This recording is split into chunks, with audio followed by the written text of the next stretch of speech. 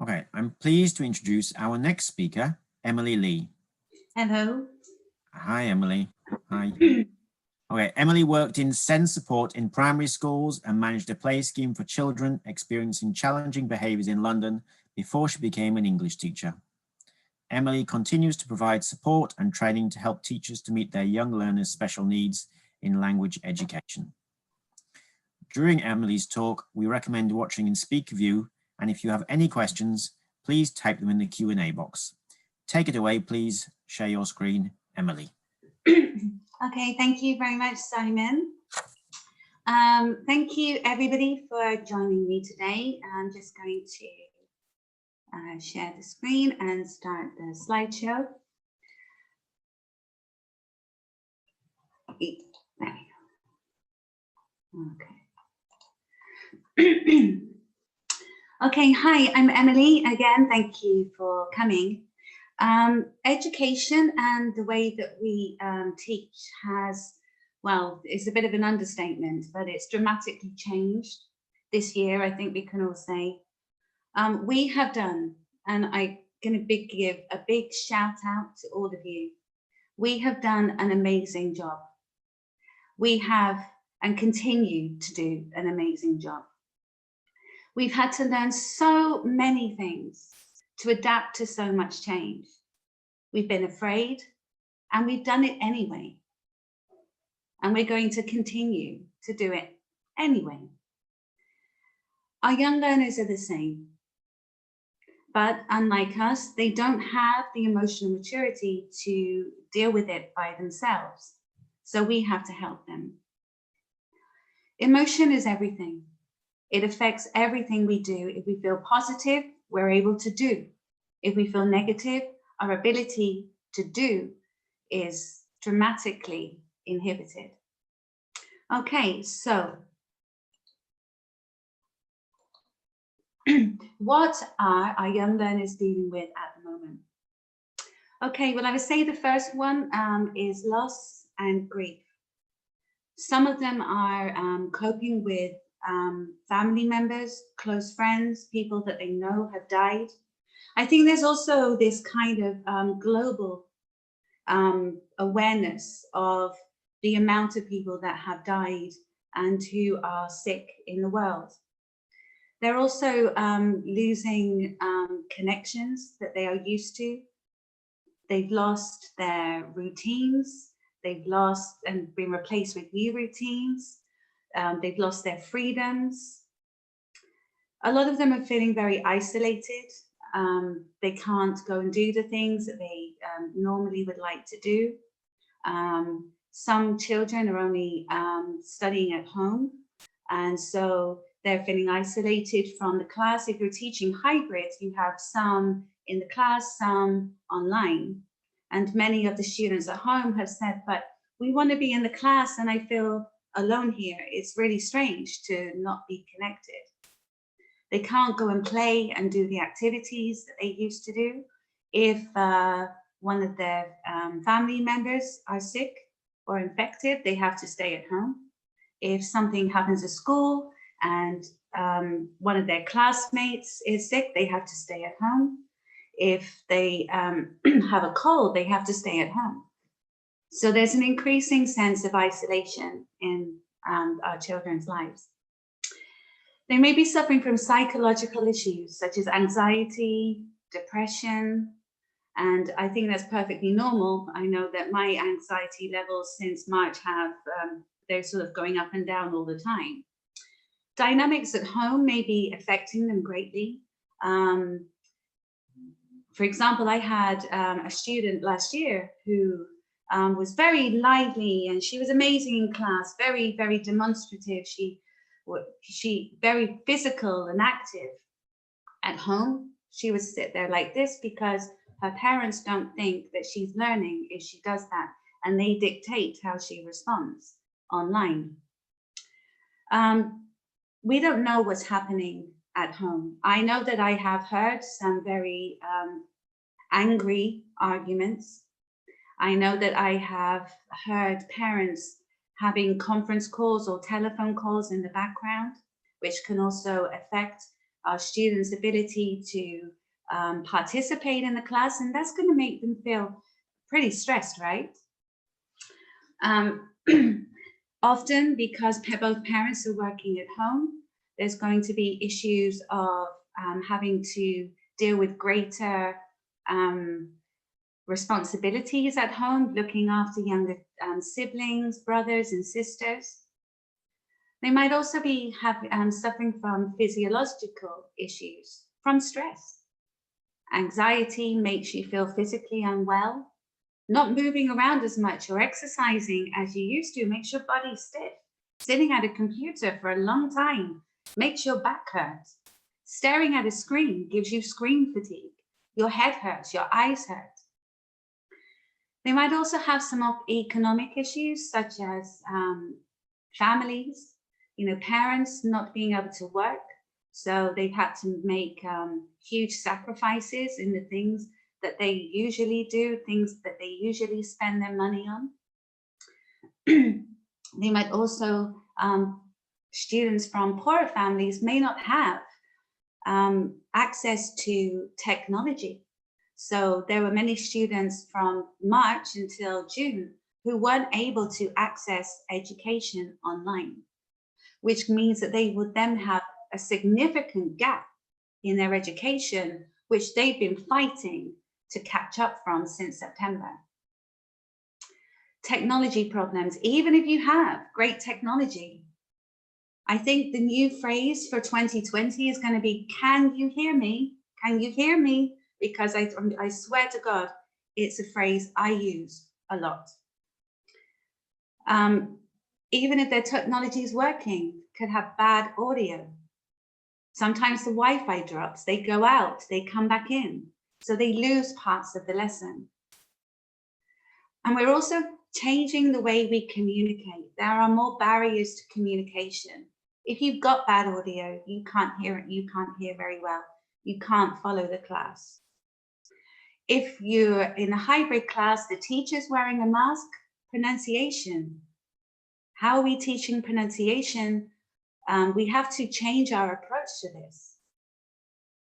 When children are wearing masks, when any student is wearing a mask, all you can see is their eyes. So there's a loss of the ability to read people's facial expressions.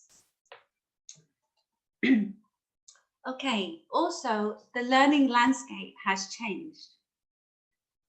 Education has completely changed. We now have online classes. We have hybrid classes. Sometimes we're doing both.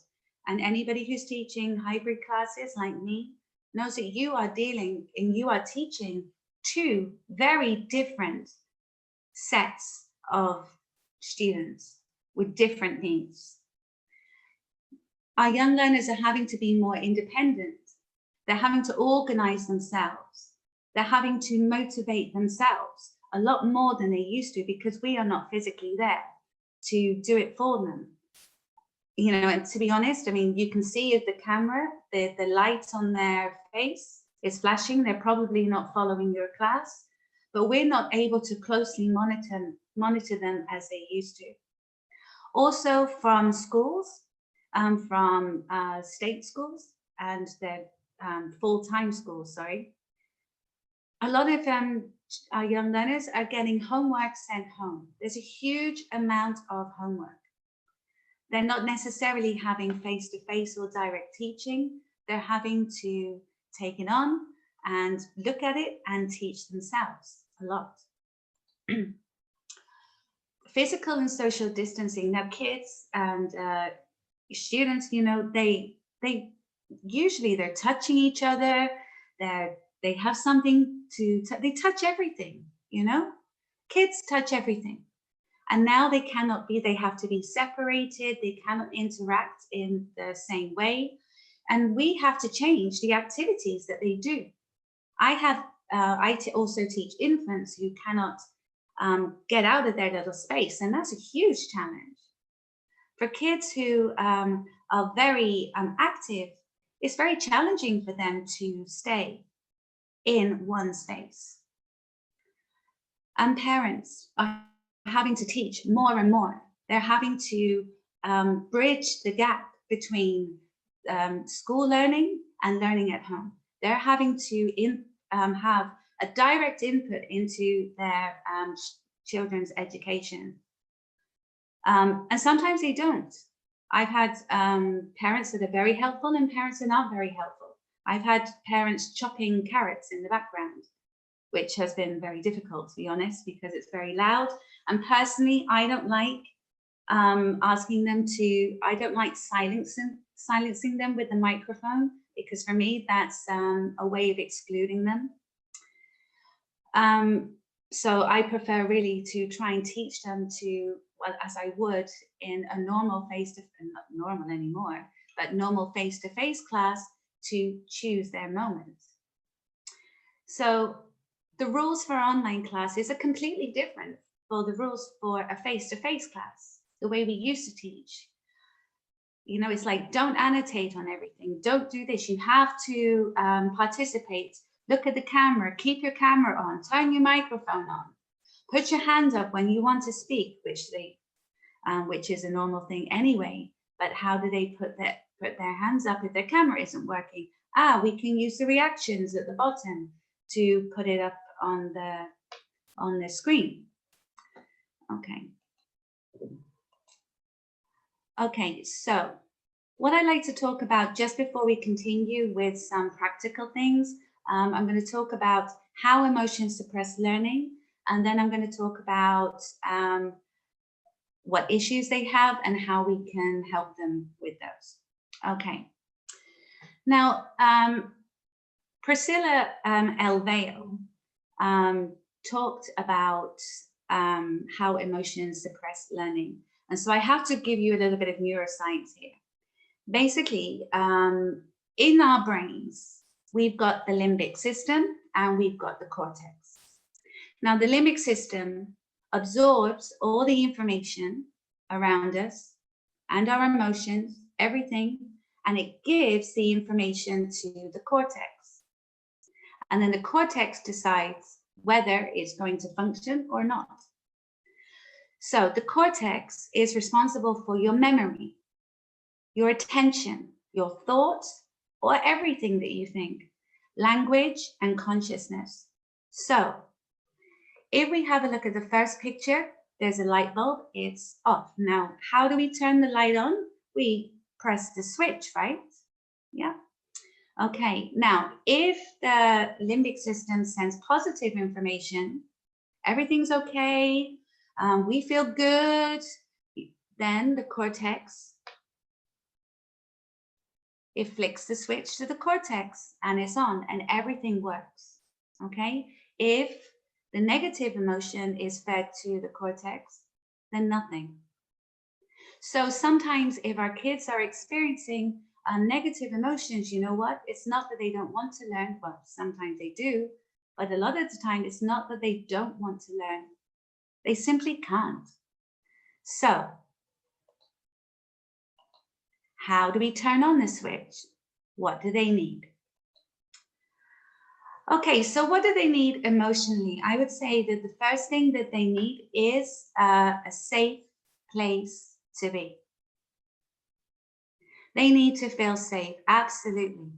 They need to feel safe whether they're in class, so that's all the protocols, the social distancing, the gel, but feeling emotionally comfortable there, and online too. And there are a lot of things that we can do online to help them to do that. But if they don't feel safe, then they're not going to have positive emotions. And this is where a lot of love comes in. I mean, never before has demonstrating care and attention and love and empathy for your students and the students to each other ever been more important. They need empathy, kindness, and support. And we're going to look in a moment about how we can provide that and also how they can provide that to each other. They need to feel accepted by you and by their classmates. If they don't feel accepted, that's a negative thing. Acceptance and non-acceptance is a form of bullying. If you are not, young learners are ignoring one child, that is a form of bullying and needs to be addressed. They need to feel connected. And this is a very, very hard thing with online classes because number one, for young learners, it's a bit like watching television. When I first started teaching online, there were a lot of young learners just staring at the screen like they would a television. So we need to help them to feel safe, to communicate, and to connect to each other.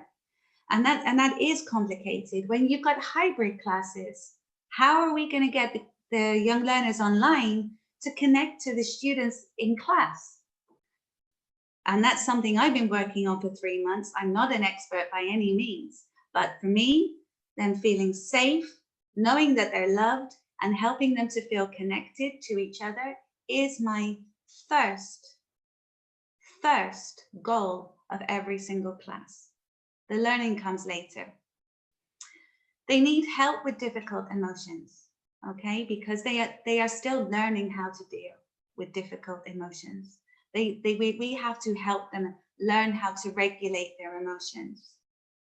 Now, this is kind of difficult at the moment. Number one, because so much is going on in the world. So much is going on in the world that we're having to help our students learn how to learn, even though these difficult circumstances exist, almost like trauma response education. They need the freedom to express themselves, to be. Remember I told you about my student who was like this online? She did not have the freedom to be herself. Now, one of the things that I've noticed from teaching too, in the new normal, is that quite often I have learners coming to class who are like, oh, great, I've got my English class now. I don't have to think about anything else. It's a distraction. But once they're there, they need a focus. Okay, and of course, they need to play. They're children, they need to play. Okay, so how can we help?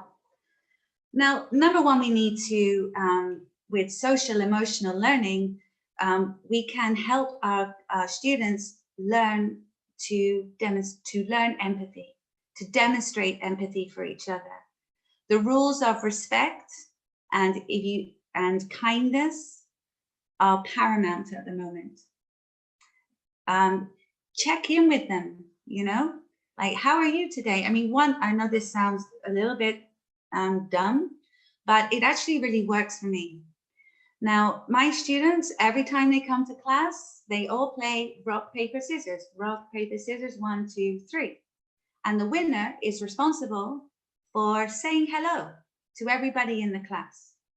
For example, hello, how are you today? And then why? Why do you feel that way?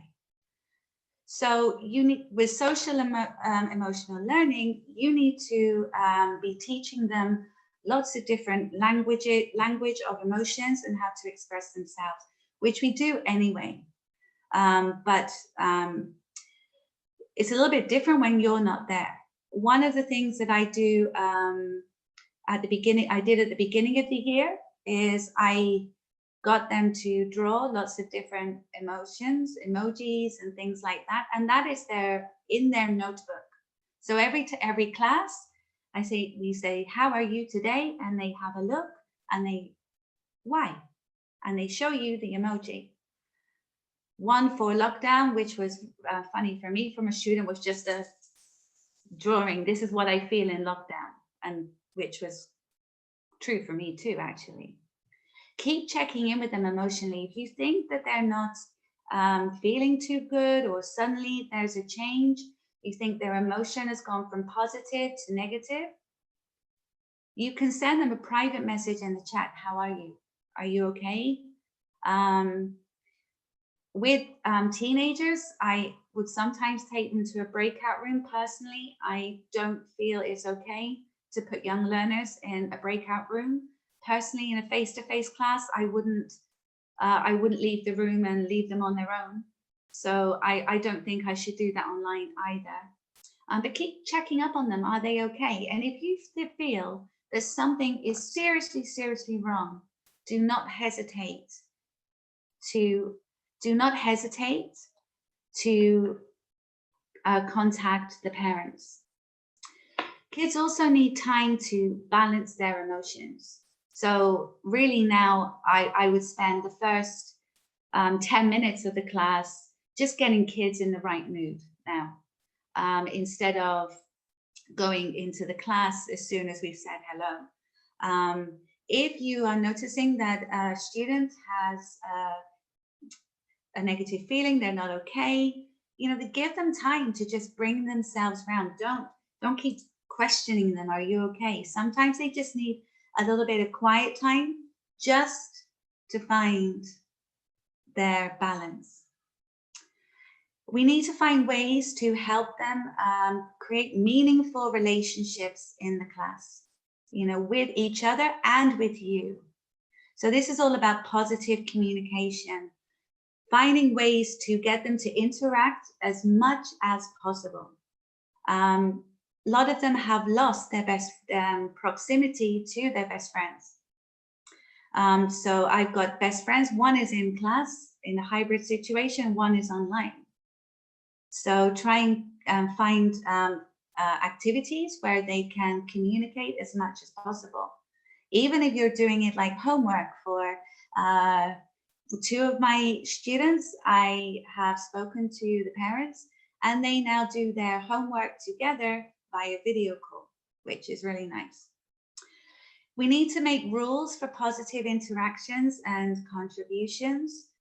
So, make sure that the rules are followed and adhered to, and again, include them, get them to do it themselves too. E-safety for me is super important, and IATEFL actually have an amazing document on e-safety, if you'd like to look that up, because if they're not safe online, then they're not safe.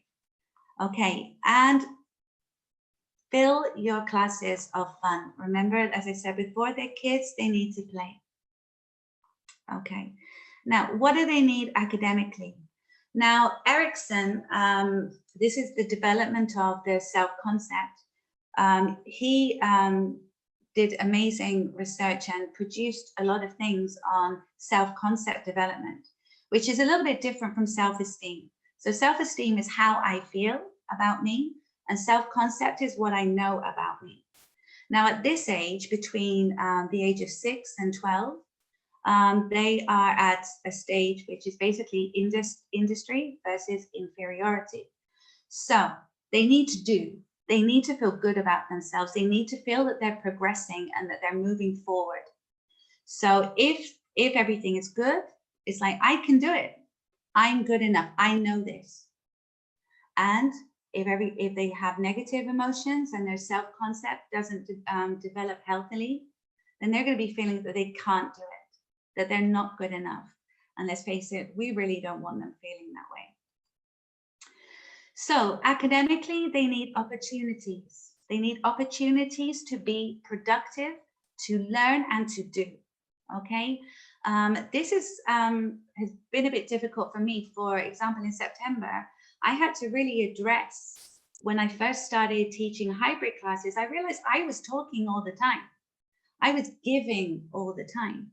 So we need to start, we need to have lots of opportunities for them to do on their own, even if it's like project-based work where they can collaborate together. They need to have clear expectations. If children don't have expectations given to them, so we're going to do this today, and when we finish, we need to be here. If they don't have that, they don't know where they're going, and they're sort of going a bit blind. So goals, personal goals. Get them to write down personal goals in their notebooks at home, and then you can check in with them. Did you achieve that or not? It could be for lower achieving students. You know what? I got 3 right today. My next goal is that I'm going to get 4. And achievement, usually what I've done, if they're achieving something, they feel good. And they don't have to be the class star. They don't have to have a 10. They just need to be moving forward. Usually when my students, I say, how did you do today? What do you think? And they say, I think I did really well. Okay, you draw a star in your notebook. And when they have 10 stars, they're allowed to do something great in the class. They can share something, or they can choose their favorite song, and we play it and we dance and we're a bit silly. Maybe their mother makes them a hot chocolate or something, but some kind of achievement. Here I don't do reward charts, basically because I don't like the idea of a student who is academically lower feeling that they are not good enough with a high achieving student who's always getting points. But if they can monitor their own points and their achievement, their goals with these stars, then usually that's a bit healthier. And you know what? Imagine at the end of the year, when they look at all the stars they've achieved, that's amazing. So they need connection, they need boundaries and routines. So make sure that your rules are super strong, okay? They need, and routines, because they need to know what's coming next. So we can help by giving them the opportunities to learn, to process, explore. One of the good things about these students saying hello to each other and not me is it gives me the space to deal with technology issues so that they don't feel that they cannot access or follow the class. I don't overload the class with too much technology. I know there's a real, it's very seductive to put in loads of tech games and all of this thing, but you know what? Screen fatigue is a real thing. And they need to do something, not just be, they need to be using their brains to do something, not just looking at a different set of technology every 5 minutes. When you are helping them to set their goals, please try and make sure they're realistic. It's not, if they're getting a 3, not like I want to get a 10 next week, that's not going to work. Goal mapping is a really good thing. Positive reinforcement, and this is, you know, really notice when they're doing something well and help them to notice when they're doing something well. If a child has a negative self-concept, they don't always see it, you know? So sometimes we have to point it out for them and then help them to notice it themselves. And all achievements, whether they're big or small, are still moving forward. Lots of communication and collaboration activities are fundamental because children are social animals. And a lot of their ability to socialize together has been taken away. And we need to find ways to put those back in. And guide them to focus on their own progress instead of comparing themselves to others. It's not I'm inferior because Maria gets a 10 and I only get 6 or 7. No. So one of the things about getting them to map their achievements at home in their notebooks is super, super exciting. You know, because then they start going, but I did so much better today than a month ago. I'm starting to do really well. I'm doing really well. And that's really what we want them to feel. Okay, just to capsulate. So just a final note to summarize everything. What can we give them? Love, of course, tons and heaps and everything. Kindness, connection, safety, goals, achievement, and please, lots and lots of fun. There you go. Thank you.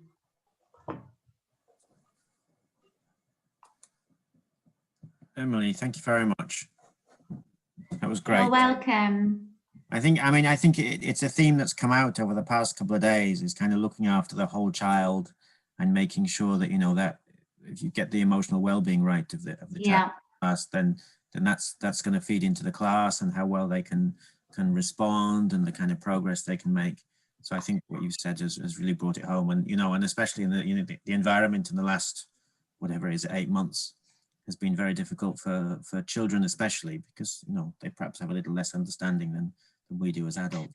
So